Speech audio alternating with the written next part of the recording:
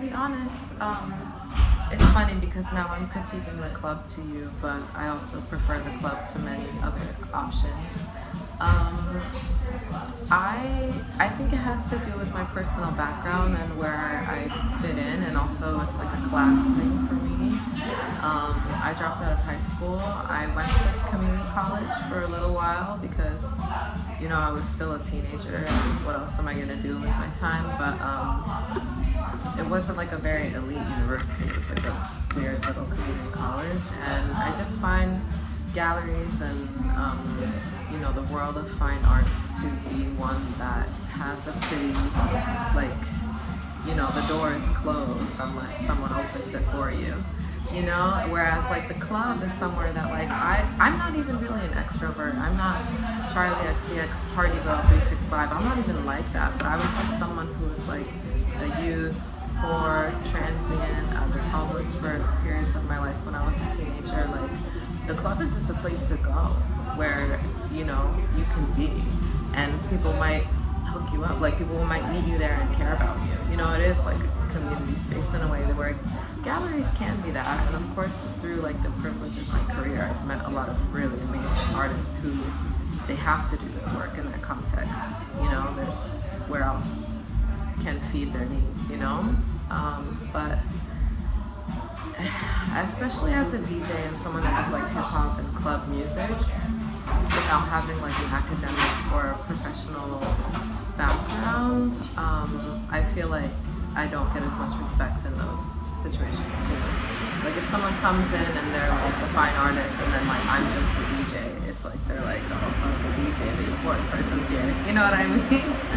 So like it's fine. The world is like this, but yeah. I'm the one that's crazy.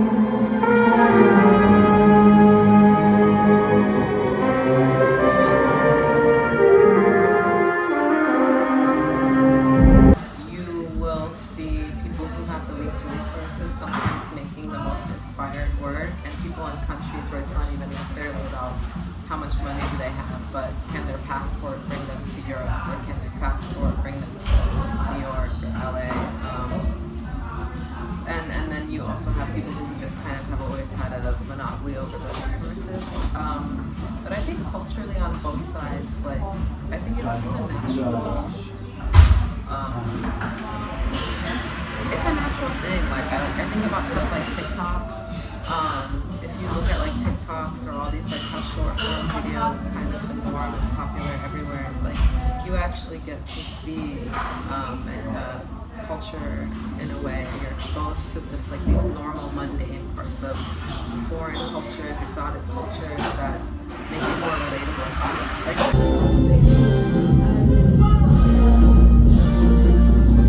Cutting through the jungle in an all black fitted hat, low incognito living. Yeah, I mean I think that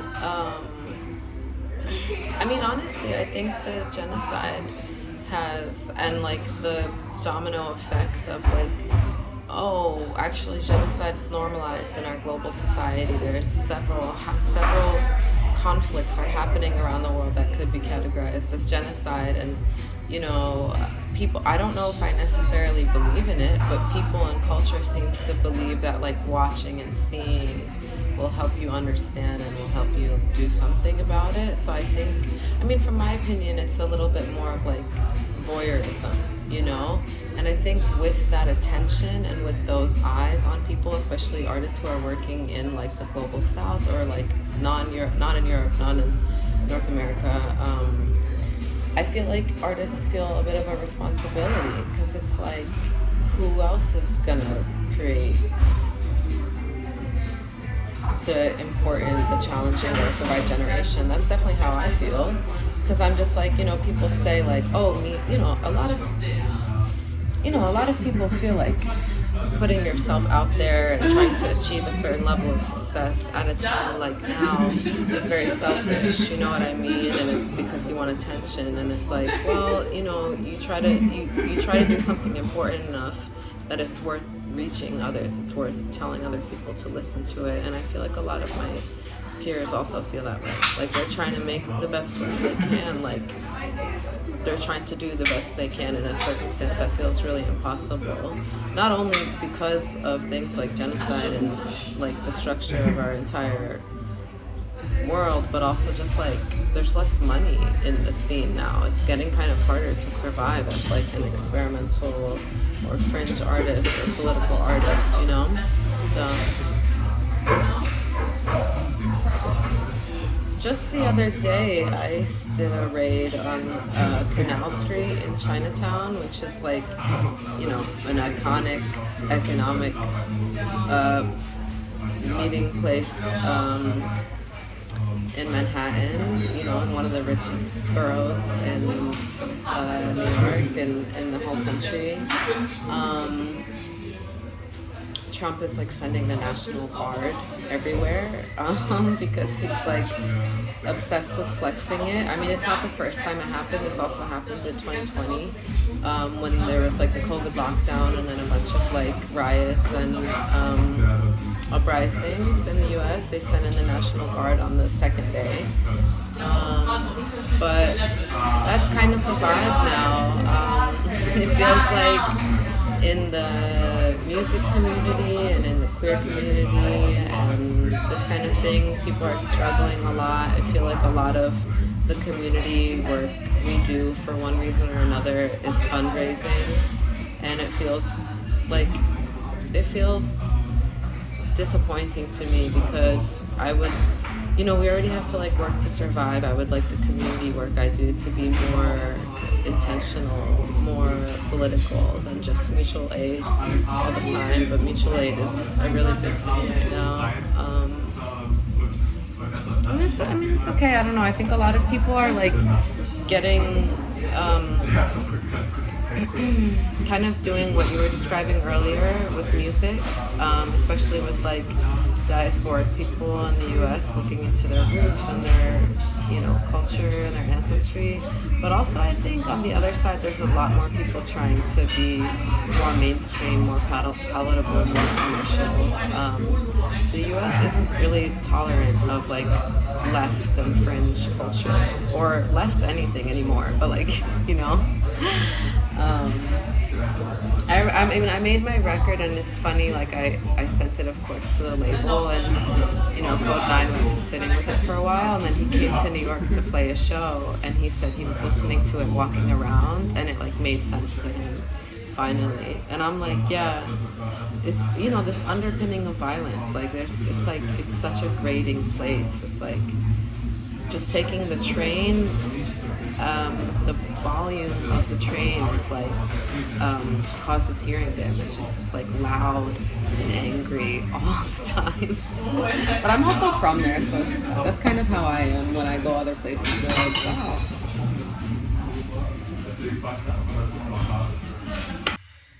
Good afternoon, vlog. So I haven't edited anything since I fucking left America. I finished editing my vlog from the day before. I mean the vlog before, once landing. I did do that. But I haven't done shit since actually really getting going. I don't know what's going on with my face. It kind of looks like I just have lipstick smudged everywhere. Wow, this is some bright fucking light, bruh. Guess I lost my tan. Welcome to Germany, bitch. I'm in Berlin now. I've been here for a couple days, just hanging out with friends, resting a little bit. I took that awesome fucking boat ride from Vienna to Bratislava, and then from Bratislava to Berlin. I took the train, and oh my god, I'm so mad at myself because I kind of thought this might happen. So basically it was two trains. It wasn't direct because I couldn't find direct on the day that I wanted to go. And I had to change trains in Prague, and I was like, okay, like, it's only a 15-minute changeover, like, this is stressing me out, you know. But then I was like, oh, it's Europe. In Europe, they're strict. They be on time about things. Germans are so into their rules and shit. So I'll be fine. It'll be on time. But what happened? My first train was 10 minutes late. And then I missed my second train. So I was stuck in Prague for the night. It was so annoying. I had to get a hotel that night. I mean, they were like trying to give me all these other options. They were like, you can take this train that has 3 layovers. And I was like, okay, cool. So that when one of them's late, I'm stranded in Leipzig, Germany. Yeah, I'll chill in Prague until I can get right to Berlin. So I had the saddest Turkish food I've ever had in my fucking life there. It was, this is funny, but it won't work. This looks better though. How do I make it stay? I don't know. But anyway, girl, so what if we did this? Okay, no, it's because of the angle. Okay, well, fuck my life. Yeah, so I made it to Berlin and I just been hanging out for a couple days.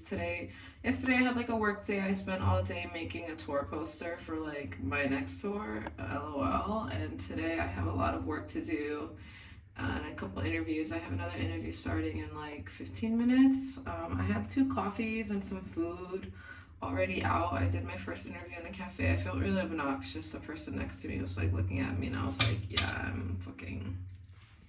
I'm that guy.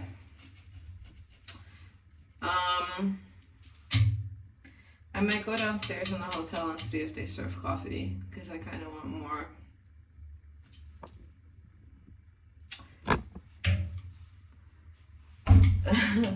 This is how I'll do the next one. So, there's my bathtub.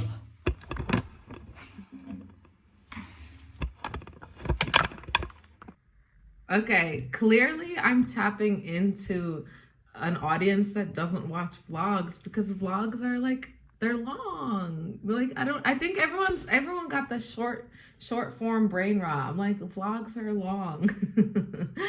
Length project, the only other full length project I've made besides myself, is Nothing to Declare with More Mother, and we did 2 music videos for that. You know, Hyperdub is a humble label. Has not yet sold itself to Interscope. So, you know, they're just like, here's a couple pounds, make a couple videos. And, you know, at the time, you know, I'm a very like work in progress kind of artist. I just share where I'm at. I'm not like, oh, I studied for years and here's finally my album. It's like, there was other stuff before my album where I like, you could tell I was like learning stuff and I put it in the record. And I was more focused on music then. So when we made music videos, I was really just looking for people who were like cool and who did stuff that I liked, like I liked their videos, who would be willing to do it at like with the amount of time and resources that we could offer. And also More Mother moved to California. I moved to New York when that album was coming out. So it was even more of a strain. It wasn't just like, oh, we're in Philly, both running around. So with those, I just handed it over to other people and was like, yeah, cool, your vision, you're the visual artist, like I'm the sound artist, like that's your job. Let's just both do our jobs well. And I feel like over the years since then, I've tried to just like, you know, cause like, I mean, it's funny, I'm like, you know, in my 30s and I've been doing this music shit for a while, and it's like, I be having these realizations where I'm like, oh, right, like the answers to these questions about like artist development and having like a sustainable practice, like those are the questions and answers that go down like in art school. Like they're like, everybody acts like you're an artist and you just like wake up inspired and like people fucking love you because you're that girl, which it's like maybe that somehow randomly is true for me, but like for most people they have formal training, you know. So I've always kind of been like, yeah, I don't know shit about visuals, it's not my thing, you know. I've never been into that kind of thing. But I'm like, actually no, I see a lot of my work as like a journalism in a way, like a documentation in a way, like a first-hand account, like I am the source. And like I go a lot of places, I meet a lot of people, I see a lot of things, and like I definitely do have my own visual aesthetic. And with my debut album coming out, I wanted to be like more involved, and I wanted it to like look like me. Like even little things where it's like, you know, on my press run doing these photo shoots with like people who only want to take like 6 minutes to grab my photo and then leave. It's like, ugh, like you guys don't even let me like look how I want to look. Like can I just like make my own videos then? So at least if I'm knowingly distributing a visual, like it speaks to me. And I've always been into kind of like lo-fi and noisy and experimental weird shit, and I feel like that's kind of popular now. Like you have like mainstream people like shooting with the nicest cameras ever and then like running it through a VHS player and like taking a screen, like, you know, doing all this stuff. And I'm like, well, if this lo-fi shit is acceptable and cool, like I'm pretty into it too. So I have like a $100 flip cam or whatever, and it felt cool to me to have that involved in my video. I had my friend who's like an amazing director, Ollie Logout, and Goo, the editor, helped me out with the stuff that I really can't do. But yeah, I just wanted to start learning, like even little things like how to produce a visual I didn't know, like, you know, because there's like the same with like producing a song, like you have to start somewhere with like some drums or something. So like, you know, the way that they like organize a shoe and like all the roles that need to be filled. Like I didn't even know I didn't know that like production, shooting and editing are all these different elements of making a video, you know? So I'm just kind of trying to learn by doing it myself. And like, I guess the other part is like I started doing the vlogs because I don't know, I think my experience is like relatively rare, and like I'm not super successful, but I think it is pretty rare to like be pretty independent and be pretty political and still have the amount of like experience and platforms and opportunities that I have gotten. And I think people like, I feel like the thing is though, is it's like kind of accessible. Like I feel like people like, you know, I'm a millennial and I like love YouTube, and like I definitely hate on TikTok, but I'm just kind of like, yeah, like I was into all those like vlogs and get ready with me, and here's like when YouTube first started, it was very like DIY project, like here's how to like make this or do this or like that kind of thing. So I don't know, I've kind of just always liked it, and I feel like people who maybe could identify with me for one reason or another, it's like they want to know. They're like, so how do you work with your label? Like, so when you wake up, like what do you do? Like how do you be an artist? And as someone without that background, I'm like, I don't know, I feel like vlogs are a cool like accessible thing. Like I definitely watch influencers who are much more like capitalist and like commercially minded than me, but I'm like, I like knowing what they do to run their businesses, because like I too am also trying to survive as a business owner, like a, you know, like freelance or whatever. So I'm just like, that's kind of why I started doing that. And then I do all this crazy shit. Like I do a lot of crazy shit and I go a lot of places. Like I don't have any tour vlogs yet, but I'm like, I've done so many tours where I don't even remember the name of the festival, or I don't remember the name of the club. Like I vaguely know what all these countries look like, but like it's just cooler to have it all down. Like no one's gonna make the DJ Haram documentary anytime soon, I don't think. Like, you know? So yeah. And that's part of the thing too, is that like every musician, I'm like, yeah, my shit is like a movie. Like I definitely can score movies, but it's like, that's actually like, you know, sometimes when you don't come from like a formal training background, or you don't have like a crazy agent, this or that, it's like, it seems really like mystical. Like somebody just wakes up and their father is a billionaire and then they got to score a movie. And it's like, no, you still need to know how to like write music and put music on video. Like there's still skills there, you know? So I'm just kind of like, yeah, if nobody's gonna hire me to do it, like I might as well just do it and like get that skill. Like you got to stay ready. When somebody asks, I'll be ready. I feel like it's really relevant to people who are like I'm saying, in a comparable class to me, because I feel like sometimes people who like don't have the education or mentors, they just kind of are like, well, I'll have a cool tour poster when I can afford a graphic designer, and then they like don't know what the next step is to like make it happen. It's like, I think the next step is like you doing it yourself, or like, I don't know, like, you know what I mean? Like I feel like people are not very proactive You know, we got a lack of hustlers out here. Very proud that I can call Preservation a friend now. And he's so cool. And he was like a beat maker who inspired me when I listened to that album.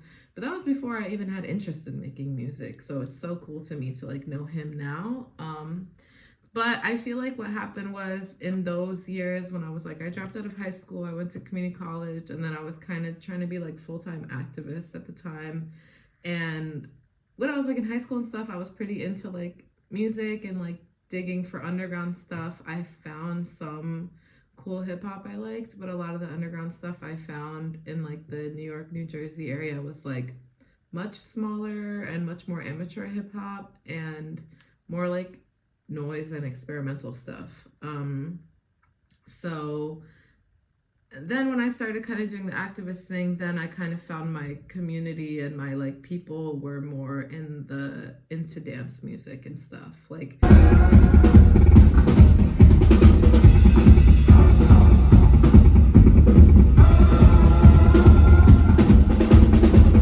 and like I don't know if anyone will call me one of the greats, but I want to do the best I can with what I do, you know? So I really, that's something that I feel like as an independent underground artist, you're lacking. Like, you know, because if you're sitting at Sony, they're scrutinizing the fuck out of your music and they're like, make it better. But like, people be so like affirming, you know, like they don't know how to like use criticism as a source of power. It's like all has to be an affirmation transaction, you know? So people just be doing shit. That person over there is carrying a mattress on their head. Like, okay. No Uber XL money. After dropping my album, I have this feeling that's kind of like, oh, like, this is how it's done. There is like this feeling that's like, oh, like I'm pissed off that people didn't support me doing this 10 years ago because I wanted to do this 10 years ago. Like my goal and what would have been ideal for me is like to have the support to like make music and learn how to be in the studio and learn how to do what I was able to do with this record. Like there's part of me that feels that way, but I really try to keep that part of me to be mostly focused on like a material analysis of the environment and why that happened and what role I was forced in a way, or what class I was like stuck in this way. But at the same time, it's like, you know, to be a great artist, you have to like live life and you have to like, you know, I had to like experience all these things and learn all this shit and be able to synthesize this information. Like it wasn't just about people giving me synths and people giving me drum machines and people letting me use their studio and rapping on my beats. It was also like I needed to grow up and have something like worth it to say. But I feel like one of my biggest takeaways is I'm like, oh, this like industry really sucks because like making an album is like I'm saying, it's like this is how you do it. It's like you can survive in this industry doing what you want if there weren't so many like, for lack of a better word, like leeches along the way. It's like I was very much pushed in a direction of like touring as a DJ, which is like such a time intensive job. People don't realize it. It's like you have to spend hours and hours of time finding music, listening to it, preparing it, flying to gigs, performing the gigs, and also there's a ton of social labor that goes with it. Like you don't get to be a cool ass DJ without being like one of those people that's out and about and looking cool in all the right places at the right time. And as a woman, that also requires me to like have my hair done and have a cute look on because there's such a big intersection with like the fashion world and nightlife and like the gendered way of like distributing resources there. And it's like, actually, I could have just kind of done what I want from the start, and I could have made a weird album and a bunch of weird people that fuck with me would have supported me, and I would have been able to sell them records directly, and I wouldn't have to like throw my body across the ocean 10 times a year in order to collect a couple bags. I could have just like been at home working in this way. So that's kind of a big takeaway where I'm just like, oh, like the DJ industrial complex got me, and I just like love being an artist, and I love playing my own music and like connecting to people by collaborating with them and doing my own thing. Like, but that's the thing. Like, I got so many skills and I got so much knowledge and so, like was able to go so many places where I picked up so much shit by DJing. So I'm like, I'm really not mad.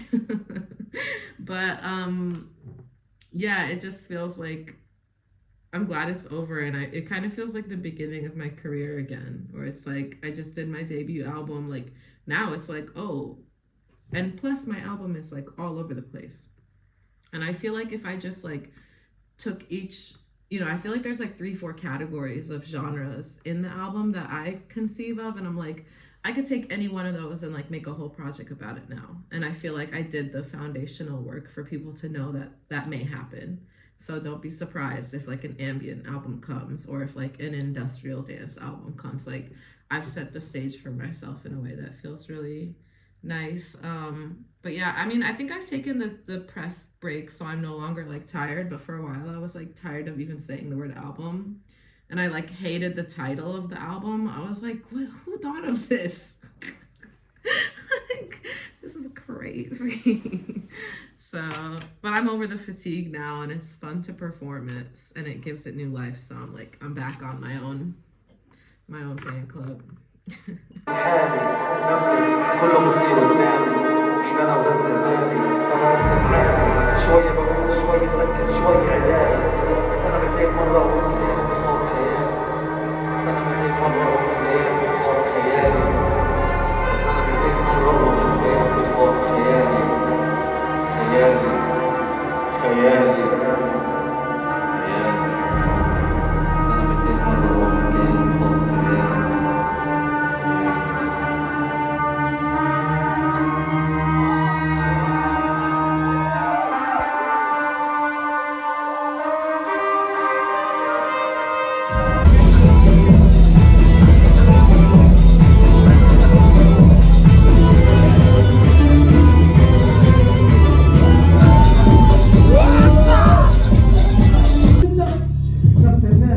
مين مسلح على الاولاد شيء نفس الناس يا كل يوم عن يوم بتحول اشتغل لليوم الاول نزلت على البستان اتهور شفت من حالي 20 بشتري تفاح من حوا بس مين انا من الاول هدوء ماني متحول روح بلعب لا ترمي بخاف من فراغ بسيط بالابعاد غريب مش نومي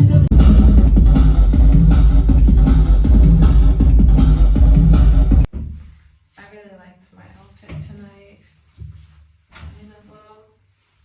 I wore my green boots. I'm not wearing them anymore. In fact, I should take my shoes off now. But I just did my gig in Berlin, and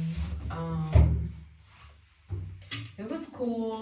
I was pretty nervous, and I feel like I wasn't locked in, or like as locked in as I want to be, as I like to be. I usually spend show days kind of more intentionally preparing and do a longer sound check.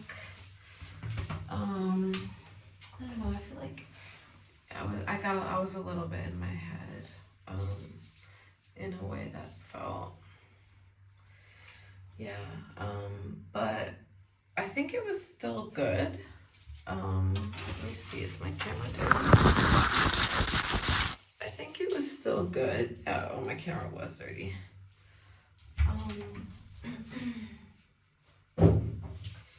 One of my friends, Zira, who I just played that festival with in Norway, she was there. I really respect her opinion.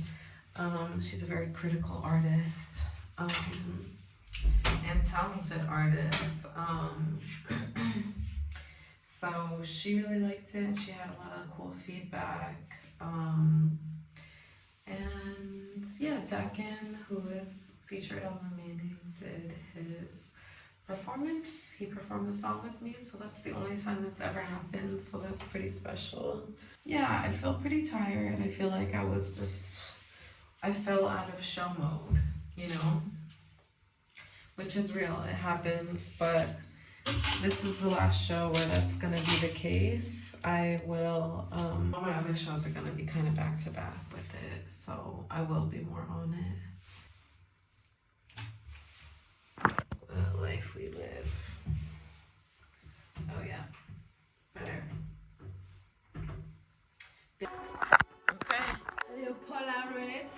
the expert. One like that. Yeah, squatting is my pose. I I'm love a big squatter. Boots Yeah. because boots you Yeah. can. Alright, stay like that. Hold it.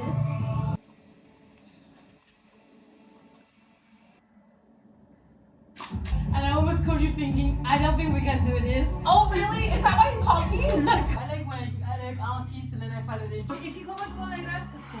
I'm comfortable like that.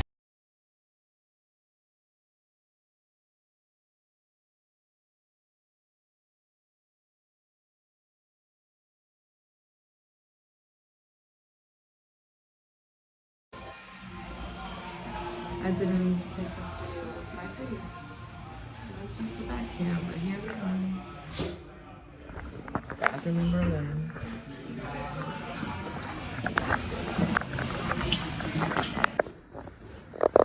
Last late night walk through this weird lobby. This carpet.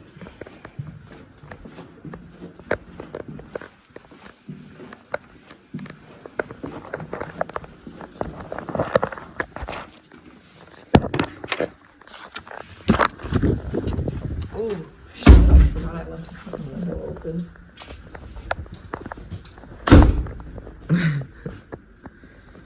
Well, my clothes are definitely dry.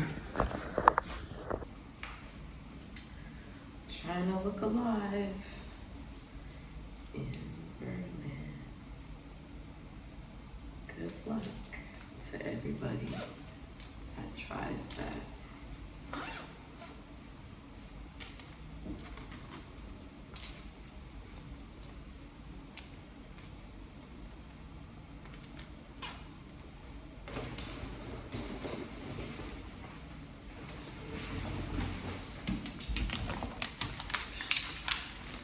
Too long to listen to my hands so dirty.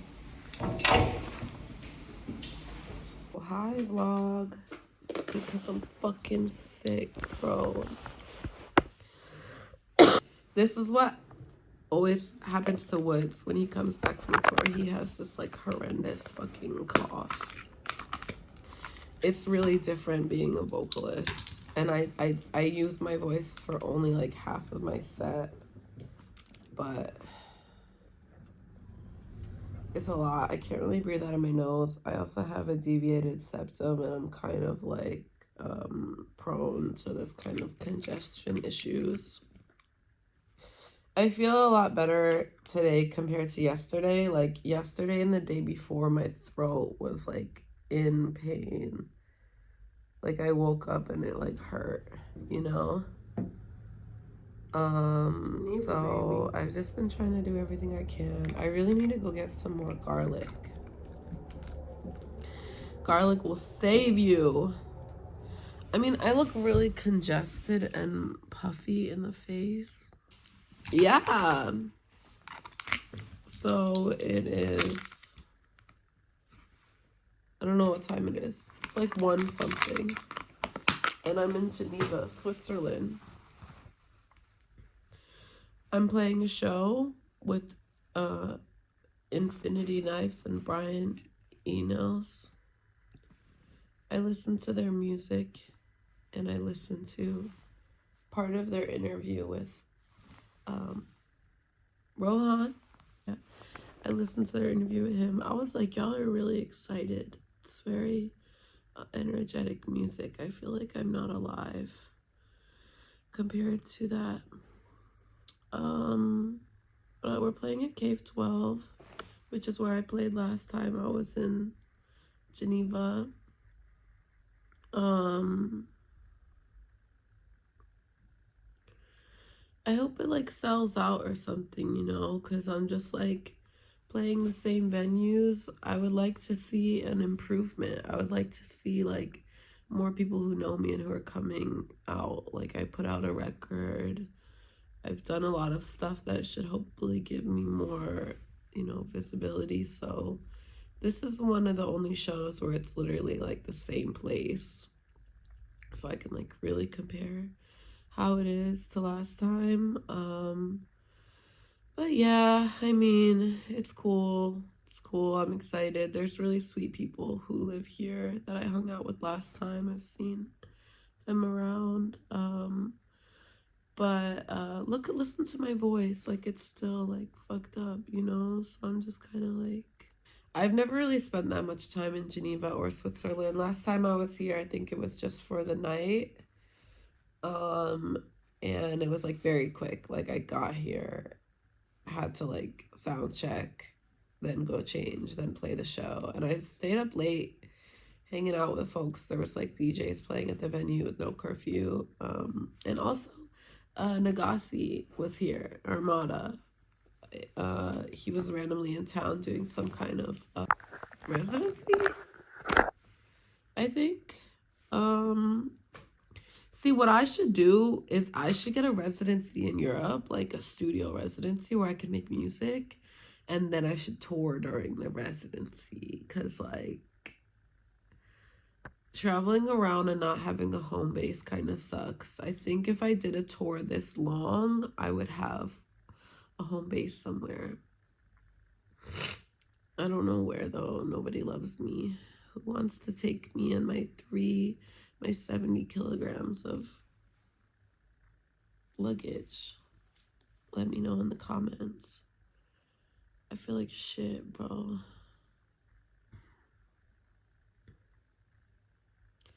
Alright. So yes, I'm still sick. Yes, I'm still smoking. Outside my hotel.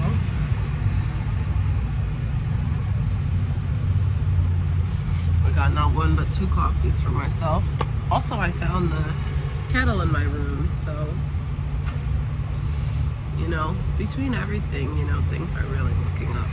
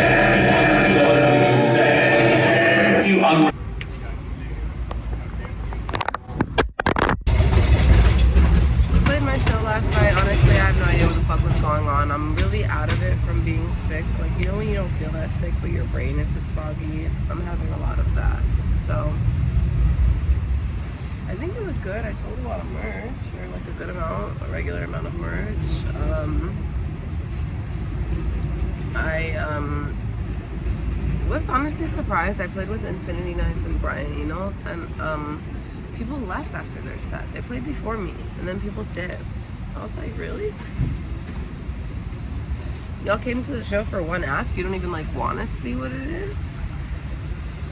I would say that was a little disappointing, yeah. Yeah, that was a little disappointing. But like to see it, to go to their set and see it was really crowded, and then to get on stage and be like, oh, the room kind of cleared out a little bit.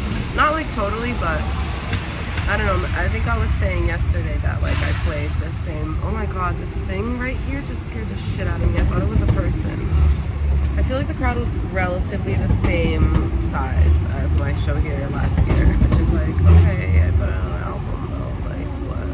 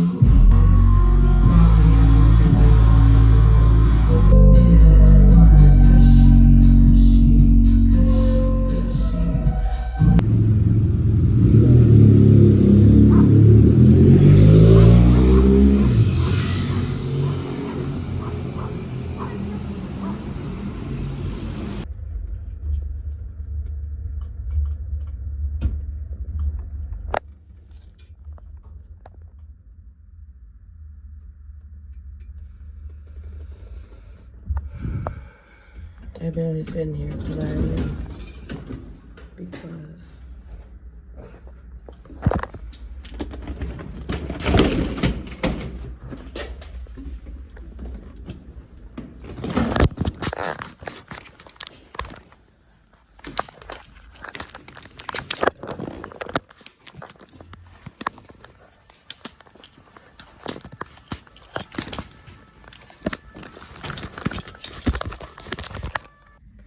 I just have this feeling that my phone storage is gonna get full while I'm recording this. So I'm in Paris. I got here at like 1:45 I landed.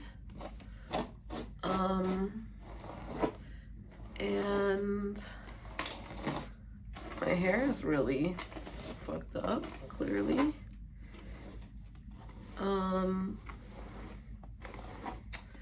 I feel better than yesterday. I feel less sick. I had to go right from the airport to sound check because the airport is like an hour away from the city. I'm really happy because tomorrow my flight isn't until like, well, I don't know what time. Oh, 3, actually, 3. I'm a little bit stoned. So yeah, I'm playing with Ice Boy Violet tonight again, who DJ'd the first night of my tour in Manchester. Way back when, a month ago. I ordered room service because I want to take a nap because I love myself. Soundcheck was good. Last night was cool. Last night was hard.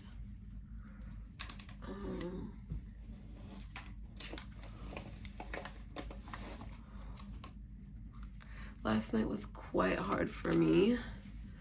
I feel like I was like out of it, like zoned out and like not very focused in my mind, but trying to be. And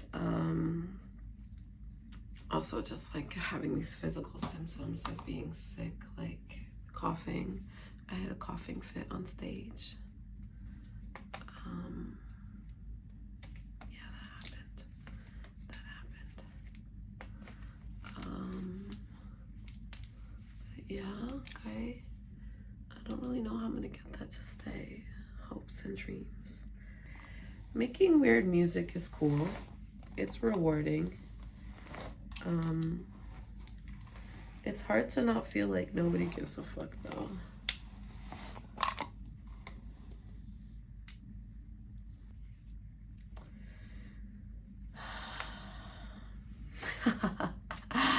It just got caught in my head. But anyway,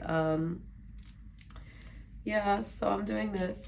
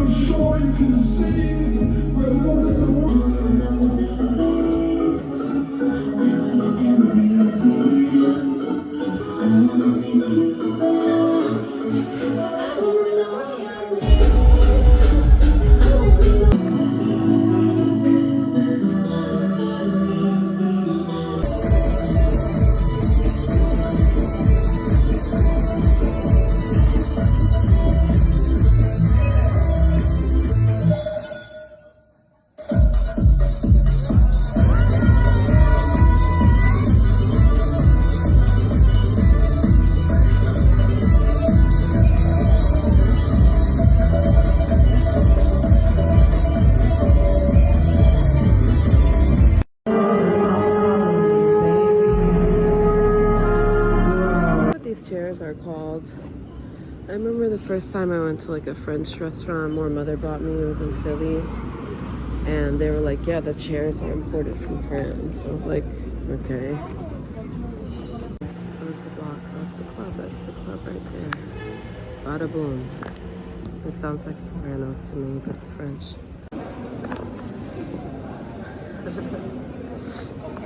No, thank you. I don't have to go there.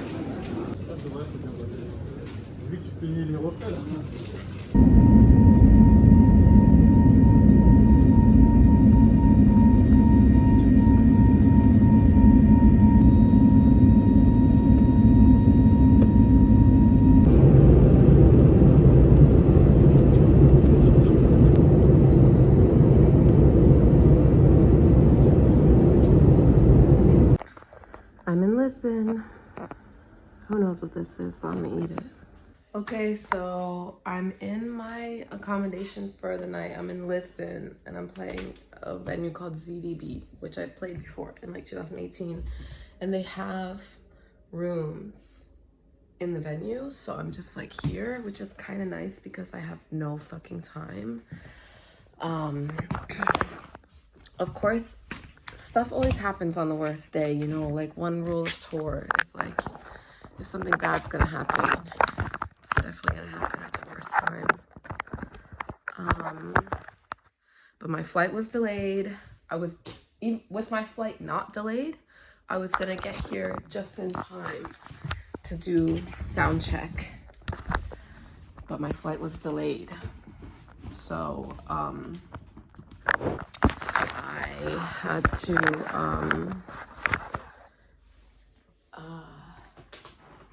rush even more, but then the whole fucking wheel, the plastic, they broke the whole fucking shit, bro. And honestly, this like Portuguese airline is not even the worst. But I'm gonna be honest, this suitcase is very old. Oh, and something crazy happened with they broke the zipper too. Yeah, so the zipper was already a little broken and now it's double broken. And yeah, so my flight was delayed. And you know, that's not enough suffering. So I go to pick up my bags and one of them is broken. I don't know how much I paid for this stupid fucking ugly fucking bag. 200 euros, dude. 200 euros is like $230. It's Halloween. It's Halloween. And I'm here for like 15 hours only, and tomorrow I'm going to Barcelona. So this 4-day stretch that I'm in, I have 5 shows. So the first was Geneva, where I was pretty sick and needed to have tea with me on stage, so I didn't have a coughing fit, but I did have a coughing fit, but the tea helped me not die. And also Infinity Knives wouldn't leave me alone about my mustache. That was really annoying.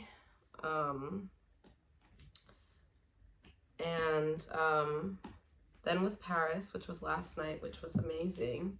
Paris was dope as fuck.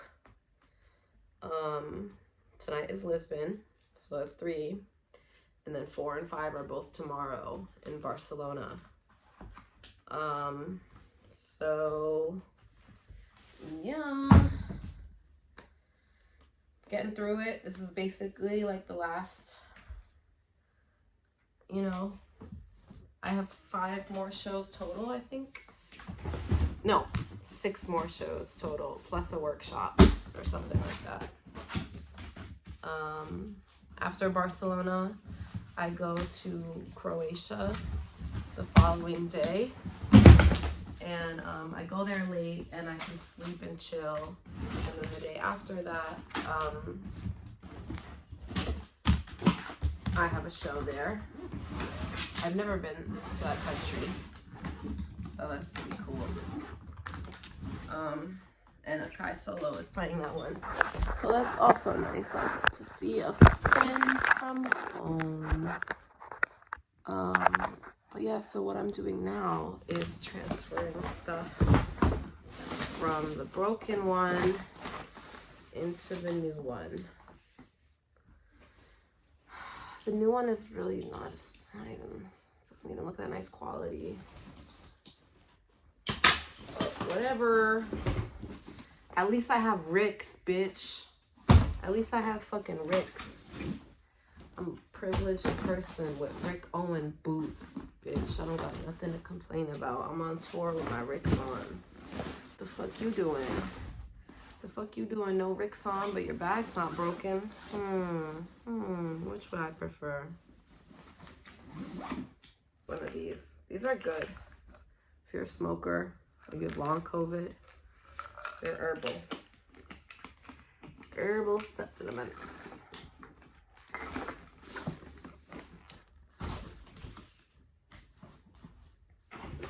People always saying crazy things about people who can dry swallow pills. I'm like, I'm just an adult.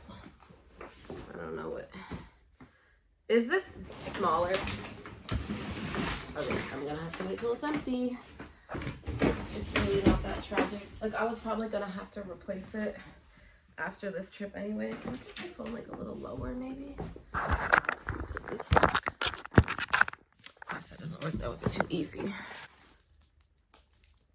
But at least I have this lighter with chili peppers on it. My nails are also about to pop off, and it feels really frightening.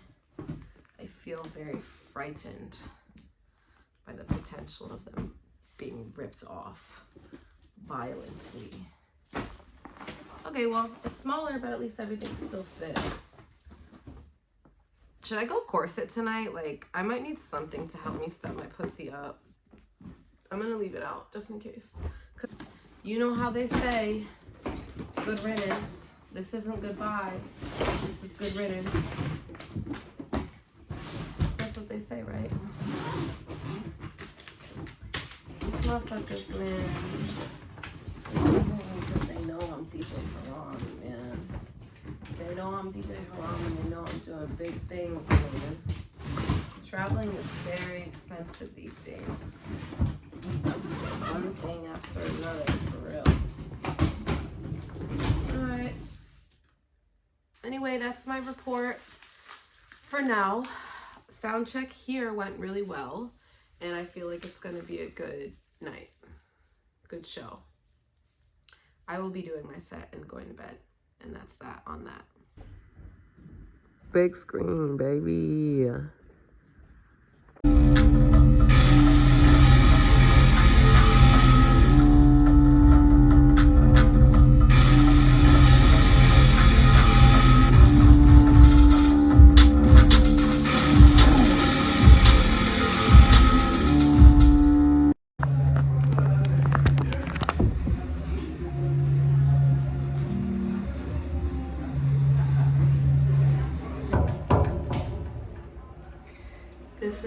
look after the night has passed. And also I'm not wearing pants, so I was wearing my skeleton skirt, the white skirt. Halloween show in Lisbon. The sound person made my set really quiet and it kind of fucked up the vibe. I mean, I think I still did a good performance of the songs, but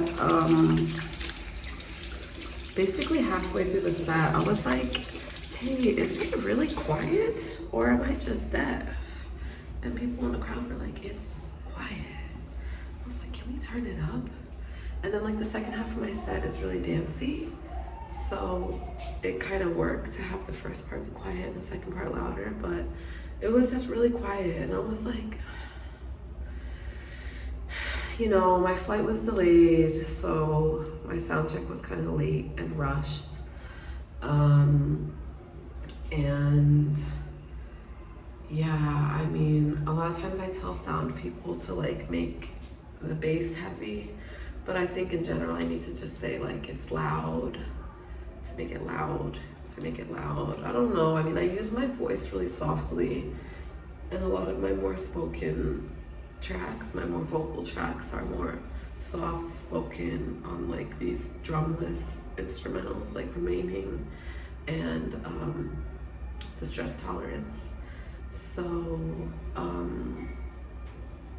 I don't like completely blame this person, but I'm like, okay.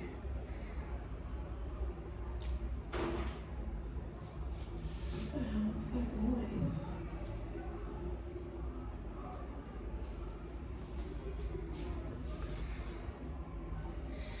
Me? I don't know, but let's see how hard it is to take my hair down. I'm really scared to brush it.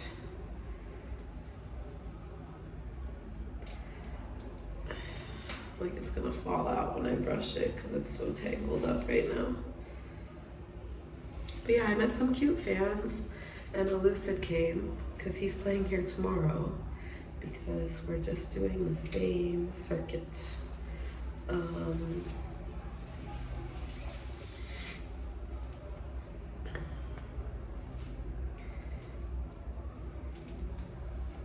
I'm thinking about like, so, you know, I go by the name DJ Haram, and I like using that name, but, and I like using it for everything. I'm like, fuck it. Why do I have to use a different name to do something different? Why can't DJ Haram be everything? Including more experimental stuff, including DJing, including producing, blah, blah, blah. But I don't know, I mean, for touring, it could be useful so that when I'm playing shows, it's less confusing and people know what to expect. Because tonight felt like, oh, the vibes in my set are so different. But maybe that's just because the second half, oh my God, this is so hard. Maybe that's just because the second half was louder. So it was like volume plus whatever. I don't know, the sound guy came up to me after and was like, oh, how was that for you? And I was like, it was fine, it was just quiet. Because I told him to turn it up after people confirmed that it was quiet, and he did, and it was fine. I don't know. Maybe he just has an anxious personality, and I had to pay the price. Many such cases, am I right, ladies? Anyway, wearing an updo was fun. My hair is like a damp mess. I thought I had a cute look today. I hope somebody took a cute picture of me. If not, I think I have some selfies. So yeah, tomorrow I'm going to Barcelona. I'm no longer upset about my bag. It's whatever. It's whatever. It's just money that I was gonna have to spend eventually. So, whatever. But yes, I'm going to Barcelona, and I'm pretty excited because since I have the 2 sets, I'm gonna do like an ambient one for the first one. And then, yeah, then DJ. So that should be fun, and it's late, and I'm gonna be so tired when I wake up. I'm gonna be crying blood when I wake up. But I'm gonna do it. I think I only have 5 more shows of tour, and this was my 20th. This was my 20th show. And that's not even counting when I did multiple shows, like for Woods. So it's more than 20 sets. But she's doing it. Good night. I'm so fucking annoyed, bro, over this shit. I'm not talking to nobody tonight.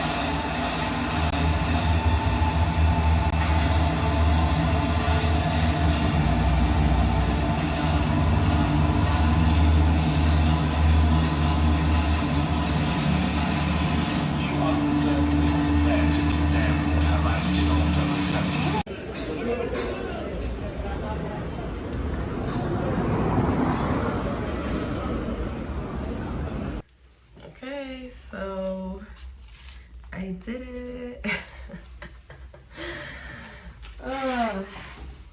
I just did my 5th show of the 5 shows in 4 days, mini marathon. Proud, I'm proud.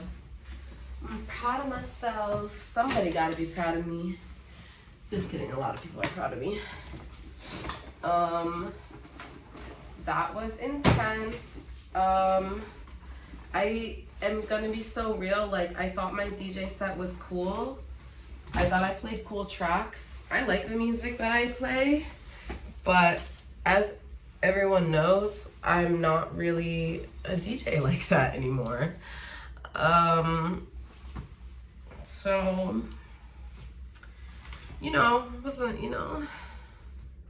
I'm really so fucking fried, and my friend just gave me some hash, so I'm like actually fried. Look at my face though.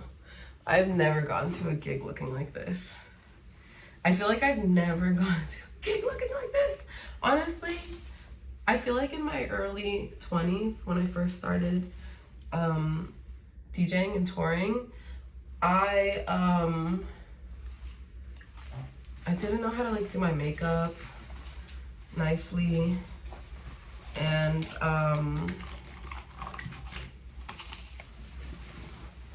yeah,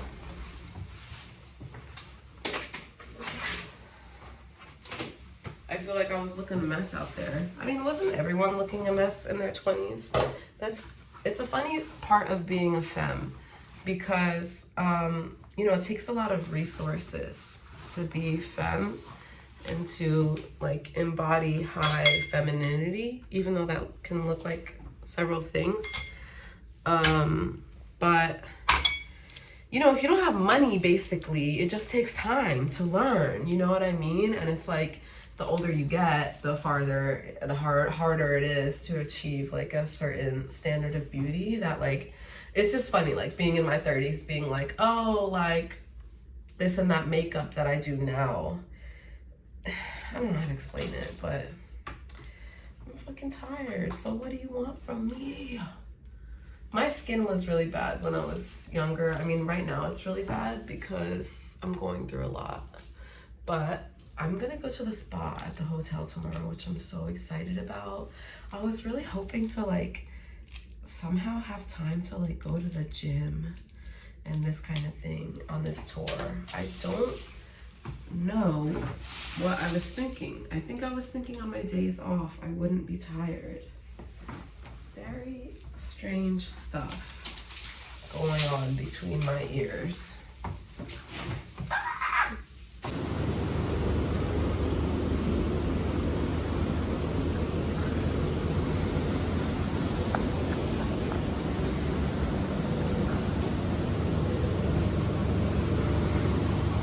Pretty cool.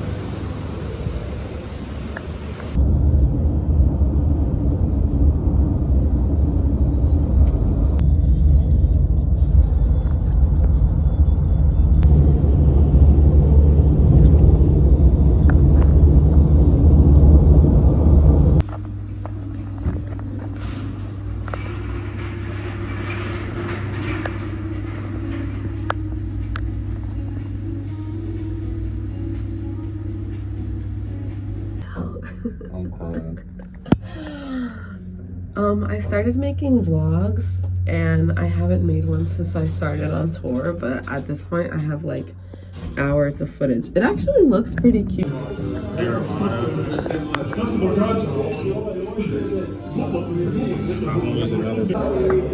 Real Croatia hours. Look at this bread. It looks dope. Actually, fucking cartoon ass burger. I mean, even my shit. My career where I feel like would have been great jump off points to do that, but I didn't have the infrastructure, so it became wasted opportunities. Should do not the washing machine.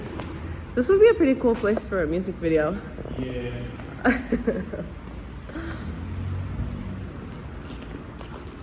What the helly? Wow, these leaves look fake. They're so pretty.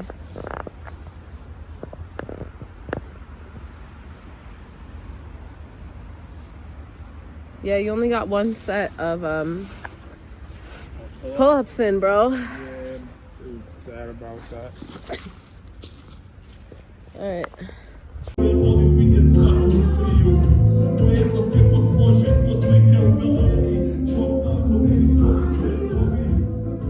Hey Akai, I'm getting you for my vlog now. I'm getting you for my vlog now. What's good? You taking a nap before the show? Why are you sleepy? You took a nap before we even got the sound check. I'm smacked.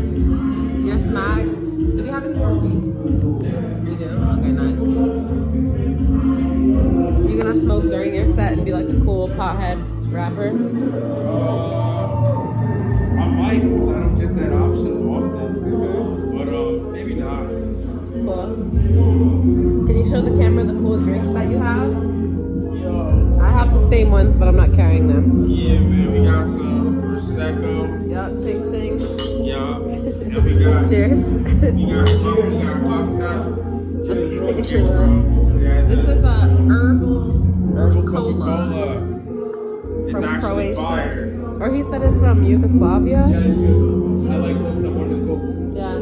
He said it's from Yugoslavia. I think originally. I think this is maybe Slovenian drink originally, but I'm not sure.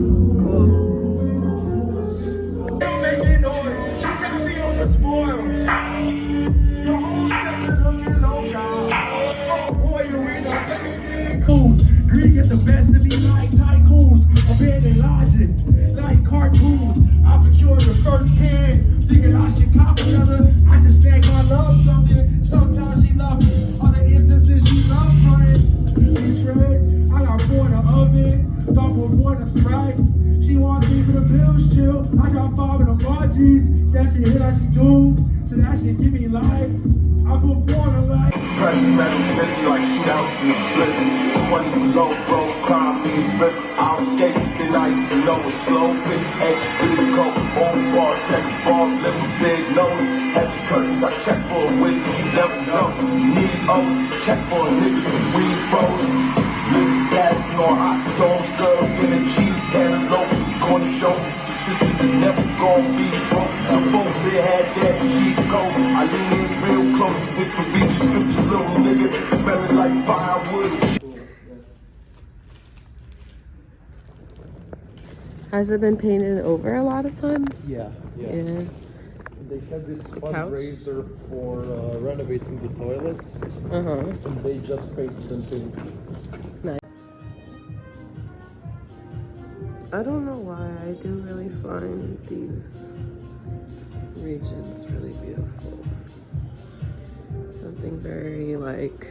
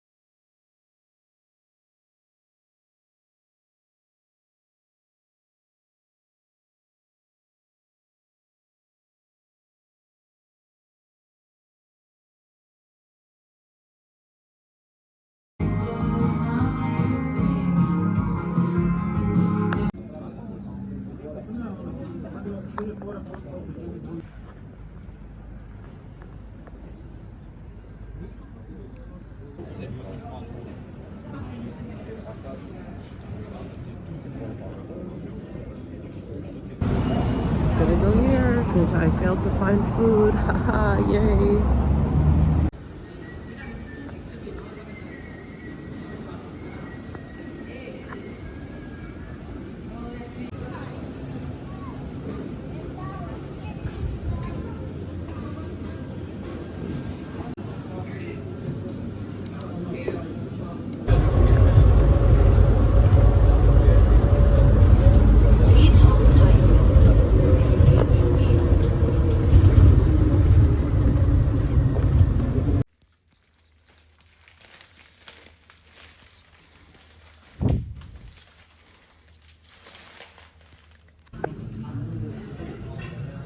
These are cute.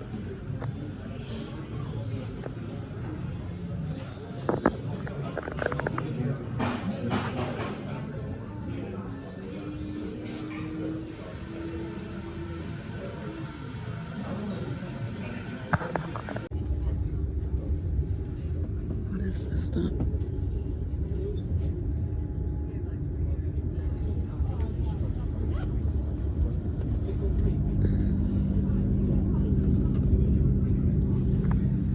Language school? The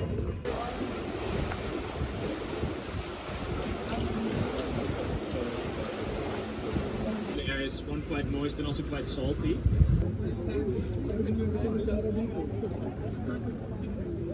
No, it's okay. But the British were noticing that we didn't always need their help. You were often taller than your neighbor class, so that meant that you would often accidentally headbutt your ear. This is good stuff.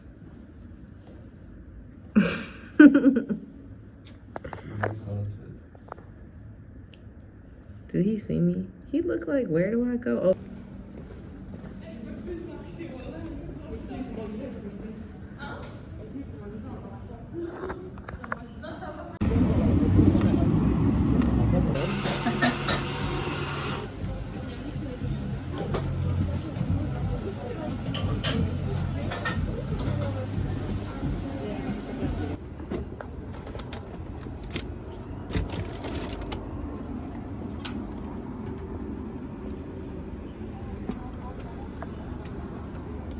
Headlines.